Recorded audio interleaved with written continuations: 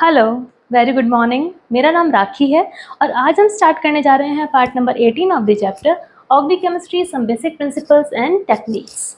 हम पढ़ रहे हैं electron displacement effects on covalent bonds. कौन कौन से इफेक्ट्स हमने पढ़े हैं? हमने पढ़े हैं inductive effect, resonance effect, electromagnetic effect और आज पढ़ने जा रहे हैं हाइपर कॉन्जुगेशन इफेक्ट। ओके, इनमें से कुछ इफेक्ट्स ऐसे हैं जो कि टेम्पररी इफेक्ट है और कुछ है जो परमानेंट इफेक्ट है।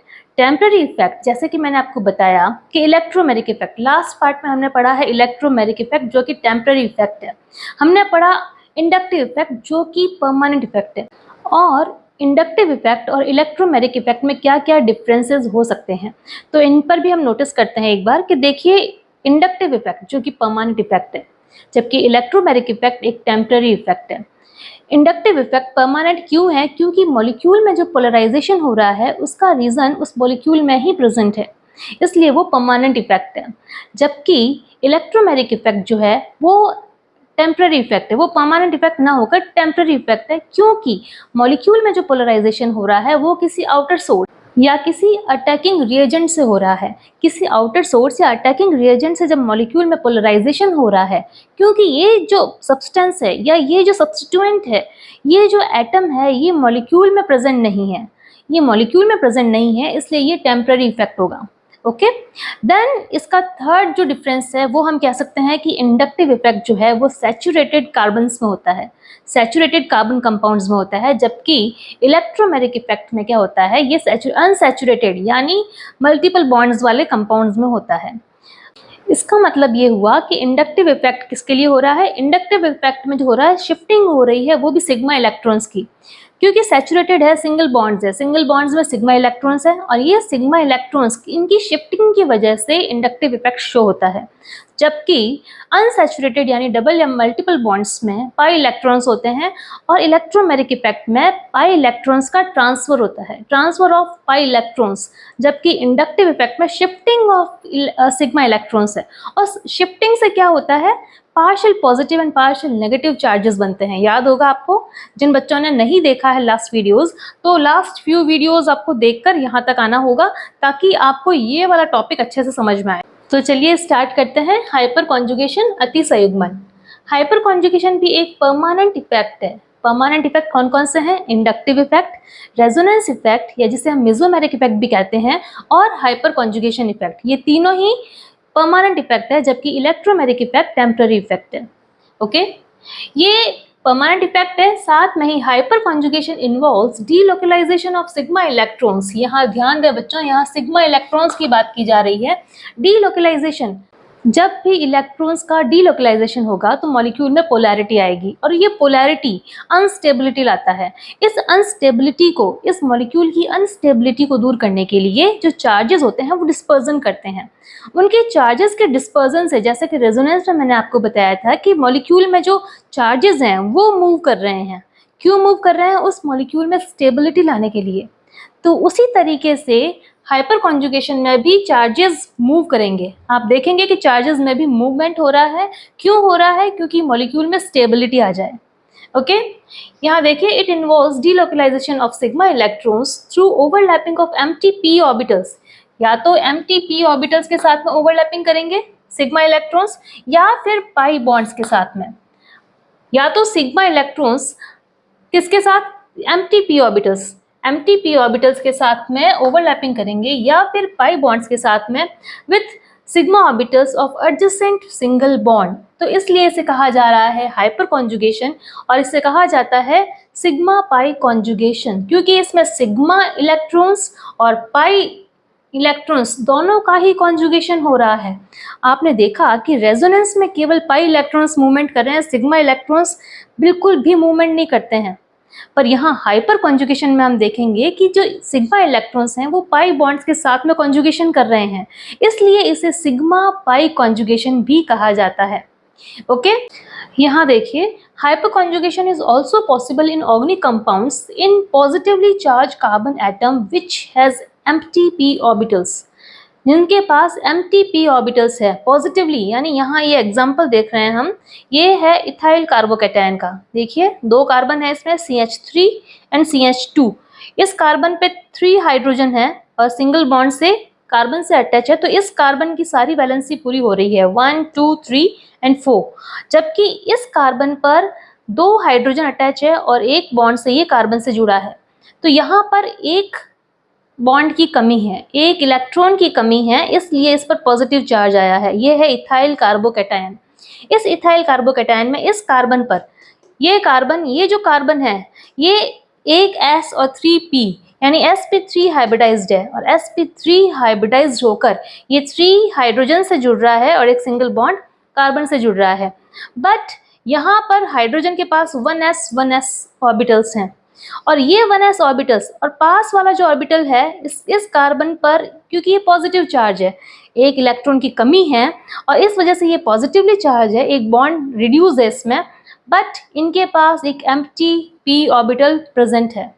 इस एम्प्टी p ऑर्बिटल पर ये सिग्मा जो इलेक्ट्रॉन है, हाइड्रोजन का जो सिग्मा इलेक्ट्रॉन है, ये जंप कर लेता है एम्प्टी p ऑर्बिटल पर और इसी इफेक्ट को बोला जाता है हाइपर कॉन्जुगेशन। जब सिग्मा बॉन्ड या सिग्मा इलेक्ट्रॉन्स मूव करते हैं किसी एम्प्टी p ऑर्बिटल पर या फिर पाई बॉन्ड पर मूव करते हैं तो उस इफेक्ट को हाइपर कॉन्जुगेशन कहा जाता है और इसे नो बॉन्ड रेजोनेंस भी कहा जाता है। नो बॉन्ड रेजोनेंस क्यों कहा जाता है? देखिए यहाँ पर एम्प्टी p ऑर्बिटल अवेलेबल है इसलिए हाइपर कॉन्जुगेशन हुआ है, बट अगर किसी मॉलिक्यूल में एम्प्टी p ऑर्बिटल ना होकर पाई इलेक्ट्रॉन्स हो यानी अनसैचुरेशन हो यानी डबल बॉन्ड प्रेजेंट हो, जैसे कि हम प्रोपीन में देखें, यहाँ प्रोपीन में देखिए यहाँ पे डबल बॉन्ड है, यहाँ CH3 CH double bond CH2 है। इस प्रोपीन में यहाँ डबल बॉन्ड है और डबल बॉन्ड से नेक्स्ट कार्बन पर जुड़े हाइड्रोजन हाइपर कॉन्जुगेशन में पार्टिसिपेट करते हैं। तो ये जो हाइड्रोजन है ये कॉन्जुगेशन में हाइपर कॉन्जुगेशन में पार्टिसिपेट करेगा और ये अपना जो सिग्मा बॉन्ड है ये ट्रांसफर करेगा इस बॉन्ड पर। आप वीडियो को जूम करके देख पाएं तो ज़्यादा बेटर रहेगा। तो ये जो बॉन्ड है हाइड्रोजन अपना बॉन्ड रिमूव कर रहा है और ये दे रहा है किस पर? इस सिंगल बॉन्ड को। तो यहाँ ये जो सिंगल बॉन्ड है कार्बन कार्बन के बीच का जो सिंगल बॉन्ड है ये डबल बॉन्ड में कन्वर्ट हो जाएगा।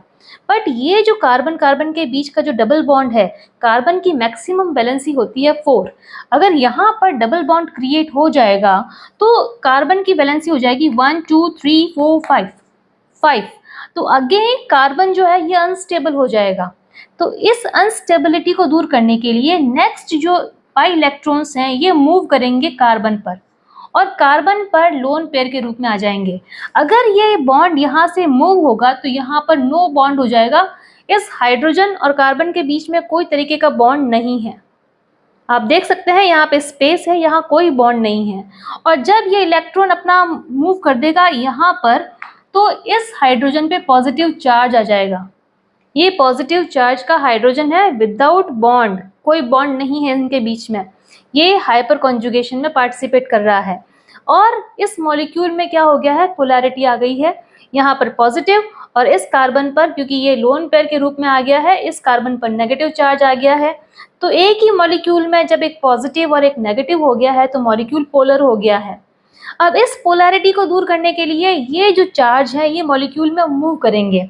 अगेन क्या होगा कि ये जो हाइड्रोजन है जो कार्बन से जुड़ा है सिग्मा बॉन्ड से, ये मूव करेगा इस बॉन्ड पर और ये बॉन्ड यहाँ से रिमूव हो जाएगा और अगेन हाइड्रोजन और कार्बन के बीच बॉन्ड बन जाएगा और ये पॉजिटिव चार्ज इस हाइड्रोजन पे आ जाएगा नेक्स्ट हाइड्रोजन पे। तो इस हाइड्रोजन पे पॉजिटिव चार्ज है और अगेन कार्बन के ऊपर जो नेगेटिव चार्ज है वो as it is negative charge है और मॉलिक्यूल में पोलैरिटी आ रही है। एक जगह नेगेटिव चार्ज है, एक जगह पर पॉजिटिव चार्ज है। एक ही मॉलिक्यूल में दो चार्जेस आ रहे हैं, पॉजिटिव नेगेटिव, तो मॉलिक्यूल में पोलैरिटी आ रही है। आप ये नोटिस करें बच्चों कि ये जो सिग्मा बॉन्ड है ये सिग्मा बॉन्ड हाइपर कॉन्जुगेशन कर रहा है, डबल बॉन्ड का निर्माण कर रहा है और साथ में ही हाइड्रोजन पे पॉजिटिव चार्ज आ रहा है। देन नेक्स्ट हाइड्रोजन जो है ये अपना बॉन्ड रिप्लेस कर रहा है, रिमूव कर रहा है और पॉजिटिव चार्ज बना रहा है और ये भी सिग्मा बॉन्ड ही है। तो देखिए जो हाइड्रोजन और कार्बन के बीच का जो बॉन्ड है वो सिग्मा बॉन्ड है। यहाँ पर जो मोर स्ट्रॉन्ग बॉन्ड होता है सिग्मा बॉन्ड वो रिप्लेस हो रहा है, ओके, और बीच में जो बॉन्ड है वो बॉन्ड रिमूव हो रहा है। देख रहे हैं इसको? तो यहाँ से बॉन्ड रिमूव हुआ। नेक्स्ट स्टेप में क्या हो रहा है कि ये हाइड्रोजन अपना बॉन्ड रिमूव करके ये हाइड्रोजन यहाँ पर ये अपना बॉन्ड इसको दे रहा है और यहाँ पर बॉन्ड आ रहा है और साथ में ही इस पर पॉजिटिव चार्ज आ रहा है। अगेन इस हाइड्रोजन पे जो नेक्स्ट हाइड्रोजन है ये अपना सिग्मा बॉन्ड आगे दे रहा है और इस पर पॉजिटिव चार्ज आ रहा है।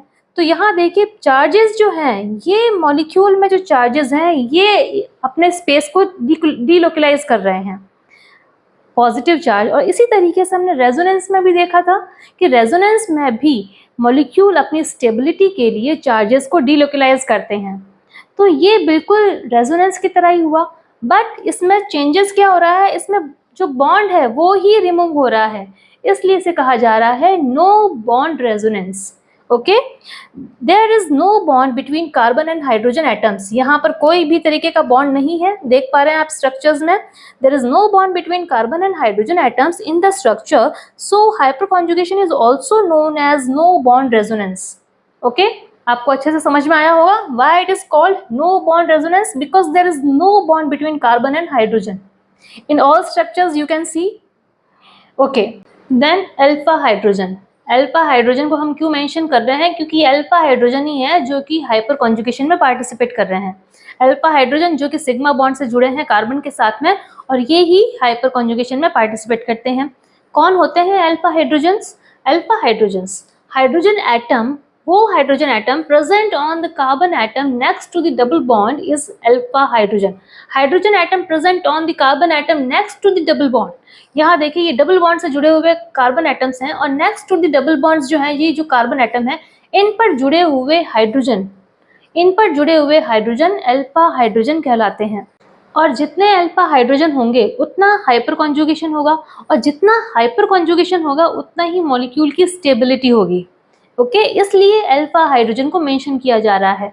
अब इस एल्कीन में यहाँ पे 3 डिफरेंट एल्कीन दे रखे हैं, यहाँ पर हम कैलकुलेट करें, अगर अल्फा हाइड्रोजन की कैलकुलेशन करें कि किस मॉलिक्यूल में कितने अल्फा हाइड्रोजन है, तो यहाँ देखिए स्ट्रक्चर नंबर 1 में यहाँ पर जो कार्बन है यहाँ पर 3, 3, 3 एंड 3 यानी 12 अल्फा हाइड्रोजन्स हैं। सेकेंड स्ट्रक्चर में देखिए यहाँ पर कार्बन कार्बन के बीच डबल बॉन्ड है और नेक्स्ट टू द कार्बन इस पर कितने हाइड्रोजन है? 3, 3, 3, और ये जो हाइड्रोजन है ये डायरेक्टली अटैच है इस कार्बन के साथ में, और इस कार्बन के साथ अटैच होने के कारण ये अल्फा हाइड्रोजन नहीं कहलाएगा। इस डबल बॉन्ड से जुड़े हुए कार्बन से जो जुड़ता है हाइड्रोजन वही अल्फा हाइड्रोजन है, इसलिए इस हाइड्रोजन को अल्फा हाइड्रोजन नहीं कहेंगे। तो इसमें टोटल अल्फा हाइड्रोजन है 3 + 3 + 3 यानी 9 अल्फा हाइड्रोजन। थर्ड स्ट्रक्चर में देखिए यहाँ पर C डबल बॉन्ड C से जुड़े हुए कार्बन 1, 2, यहाँ पर जो हाइड्रोजन है वो जो डायरेक्टली जो जुड़े हैं ऐसे कार्बन से जो कि डबल बॉन्ड से जुड़ा है वो अल्फा हाइड्रोजन नहीं है। तो यहाँ पर केवल 3 and 3 6 अल्फा हाइड्रोजन है। तो जिस मॉलिक्यूल में जितने अल्फा हाइड्रोजन होंगे उतनी ही ज़्यादा हाइपर कॉन्जुगेशन होगा और उस मॉलिक्यूल की उतनी ही ज़्यादा स्टेबिलिटी होगी। यहाँ देखिए number of alpha hydrogen is proportional to number of hyperconjugation and number of hyperconjugation structure is proportional to stability. और इसीलिए कहा जाता है कि tertiary carbocation is more stable than secondary carbocation and secondary carbocation is more stable than primary carbocation and primary carbocation is more stable than methyl. Okay, क्योंकि इनके पास alpha hydrogen ज़्यादा होंगे, जितने ज़्यादा अल्फा हाइड्रोजन होंगे उतना ही ज़्यादा हाइपर कॉन्जुगेशन होगा और मॉलिक्यूल स्टेबल होगा। और उसी तरीके से अगर फ्री रेडिकल्स की बात करें तो relative stability of free radicals में भी यही होगा कि 3 डिग्री जो फ्री रेडिकल्स है which is more stable then 2 degree and 2 degree free radical is more stable then 1 degree and this is the relative stability of free radicals. तो I wish आपको ये हाइपर कॉन्जुगेशन का part अच्छे से समझ में आया होगा। अगर आपको ये वीडियो हेल्पफुल लगा है तो प्लीज़ इसे लाइक करें, शेयर करें, सब्सक्राइब करें मेरे चैनल को। Thank you for watching. Thank you.